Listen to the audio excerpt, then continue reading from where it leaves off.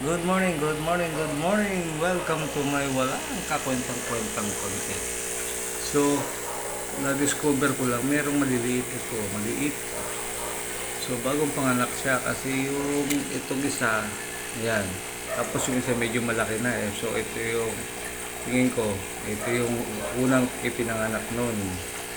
Tapos, after 20 days, yan, ito na yun, yung isa. Tapos meron naman bagong maliit. Ang dami nila. Ayan o. So ngayon. Ayan. Liliit. So mga 1 day, 2 days pa lang itong mga isda na to. Kasi ito yung mga naunang pinanganak. Malalaki na. Kasi ito yung sumunod. Magkaibang size yung mga yan. So, ibig sabihin, may pinanganak na naman. Ayan o, liliit o, puti, tsaka itim. May bago na naman. Pero, ito, bakit kukunti yung mga kapatid niya? Nandoon nakatago sa halaman na naglinis ako. Ito, ang dami. Maliit. Super liit. So, nag-swimming kami doon. Wala pa itong maliliit na ito eh. Ayun hinahabol-habol siya. Itong dalawa to maaaring magka-kapatid ito. Pero ito, meron pang mas maliit sa kanila. Ito, ayan. Ito may gitna sa buwan yan. Ayan, may gitnang 1 month yan. Tapos ito yung ito. Ayan o, ang dami o. Mga maliliit. Sus, ang dami.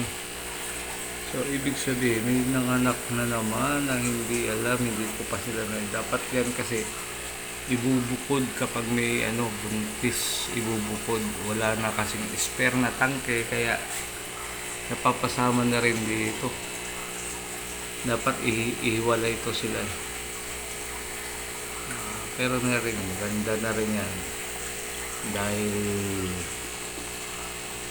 yung maaga silang natututo.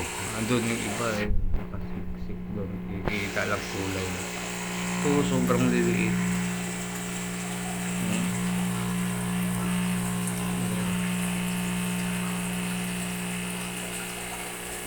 Tapos ito, over 1 month na to eh. Meron pa, tapos yung susunod dito. Ayan.